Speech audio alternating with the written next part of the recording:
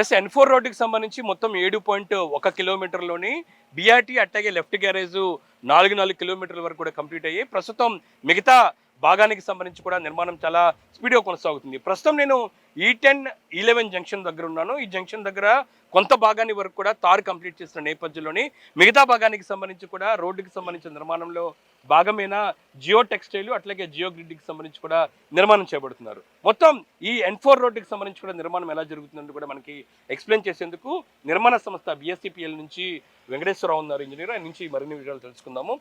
ఒకసారి N4 రోడ్డుకి సంబంధించి ఒకసారి ఎక్స్ప్లెయిన్ చేయండి. దానికి సంబంధించిన నిర్మాణం ఎలా జరుగుతుంది? నా పేరు వెంకటేశ్వరరావు అండి. నేను BSCPలో సీనియర్ ఇంజనీర్గా వర్క్ చేస్తున్నాను. ఈ N4 రోడ్లో వచ్చేసి టోటల్గా 7.17 కిలోమీటర్స్ అండి. Present 4 kilometres already BRT and left carriage way DBM laying చేసాం. అండ్ మిగతా 3 కిలోమీటర్స్లో కూడా 3 కిలోమీటర్స్ కూడా ఈ 1 మంత్లో కంప్లీట్ చేయడానికి ముందుకు ప్రొసీడ్ అవుతున్నాం.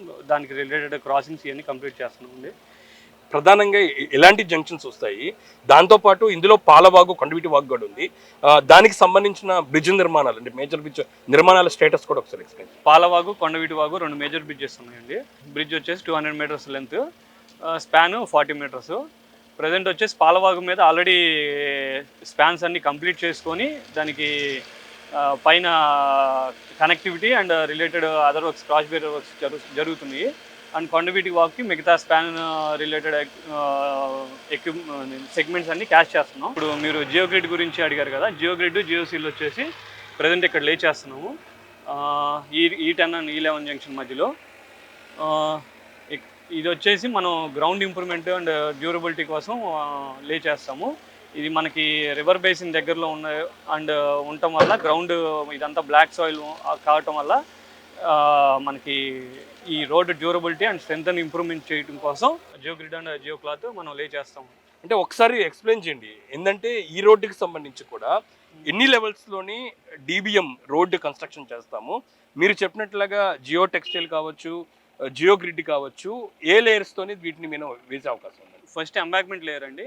ఎంబాక్మెంట్ లేయరు గ్రౌండ్ నుంచి హాఫ్ మీటర్ ఉంటుంది. నెక్స్ట్ సబ్గ్రేడ్ వచ్చేసి 1/2 మీటర్ ఉంటుంది. ఆ 2 ఫిల్లింగ్ ఏరియాస్లో దాని వేరియేషన్ ఉంటుంది. ప్రజెంట్ వచ్చేసి ఇక్కడ సబ్గ్రేడ్ కంప్లీట్ అయిన తర్వాత మనం దాని మీద geo cloth and geo grid lay చేసి ఆ తర్వాత దానికి GSB ప్రొసీడ్ అవుతాం. దాని మీద geo cell geo grid disturb కాకుండా ప్రొసీడ్ అయిన తర్వాత మనం WMM 2 లేయర్స్ వస్తుందండి. WMM first layer, top layer. అది అయిపోయిన తర్వాత next DBM first layer, second layer, first layer and top layer. DBM first layer and top layer. అది అయిపోయిన తర్వాత ఫైనల్ BC. అంటే మీరు స్ట్రెంథన్ అంటున్నారు. ఫర్ ఎగ్జాంపుల్ స్ట్రెంథన్ అంటే ఎలా చెప్తారు? ఎందుకంటే వాటర్కి సంబంధించి కూడా మనం కృష్ణా నది దగ్గరలో ఉన్నా సరే వాటర్ వచ్చినా సరే ఈ ప్రూఫ్ అంటే వాటర్ ప్రూఫ్ ఏదైనా జియో టెక్స్టైల్ కావచ్చు, జియో గ్రిడ్ వేసిన తర్వాత ఏ విధంగా స్ట్రెంత్ ఉంటుంది అంటారు? ఆ జియో క్లాత్ వచ్చేసి ఏంటంటే వాటర్ని పైకి సబ్గ్రేడ్ తర్వాత మనం జియో క్లాత్ లే చేస్తామండి. అది లే చేయటం వల్ల వాటర్ ఏదైనా సోక్ అయిన వాటర్ GSB లేయర్లో రెయిన్ వాటర్ కానీ ఏదైనా సైడ్ వాటర్ కానీ సోక్ అయిన వాటర్ కిందకి గ్రౌండ్ సాయిల్లో ఇంపాక్ట్ కానికుండా అది బయటికి మన డ్రైన్స్లోకి వీపోస్ ద్వారా అవుట్ డ్రైన్ చేస్తాం. అంటే ఓవరాల్గా ఒక వాటర్ ప్రూఫ్ షీట్ లాంటి ఓకే. నెక్స్ట్ వన్ ఈ రోడ్డుకి సంబంధించి కూడా ఎలాంటి దీంతో యూటిలిటీస్ నిర్మాణం ఎలా జరుగుతుంది? దానికి సంబంధించిన సైకిల్ ట్రాక్ కావచ్చు, దాంతోపాటు వాకింగ్ ట్రాక్, గ్రీనరీకి సంబంధించి ఒకసారి ఎక్స్ప్లెయిన్ చేయండి. Present cycle track side walk ఏం స్టార్ట్ చేయలేదు. Present main carriage way BRT and left carriage way start చేసాం. దానికి క్రాసింగ్ రిలేటెడ్ మనకి ఏమైనా ఉన్న వాటిని కంప్లీట్ చేసుకొని సైడ్ డ్రైన్స్ క్రాసింగ్స్ అవి కంప్లీట్ చేసుకొని త్రూఅవుట్ చేస్తున్నాం. ఇప్పుడు మీరు ఎక్కడ కూడా క్రాసింగ్ ఉంటే ఇది క్రాసింగ్ కంప్లీట్ చేసి పే చేస్తున్నాం. ఓకే. నెక్స్ట్ ఈ రోడ్డుకి సంబంధించి యూటిలిటీస్ ఒకసారి ఎక్స్ప్లెయిన్ చేయండి. Rain water, storm water. ఈ రోడ్డుకి సంబంధించి ICT, power MB, power duct, storm water drain, ఇంకా ICT ఇవి ఉన్నాయండి. నెక్స్ట్ ఇంకా ఫర్దర్గా సేవరేజీ అది మనకి అవుట్ ఆఫ్ ద క్యారేజీ వస్తుంది. అది మన క్రాసింగ్స్ ఉన్న వరకు క్రాసింగ్ లే చేసుకొని సేవరేజ్ కనెక్ట్ చేసుకుంటామండి.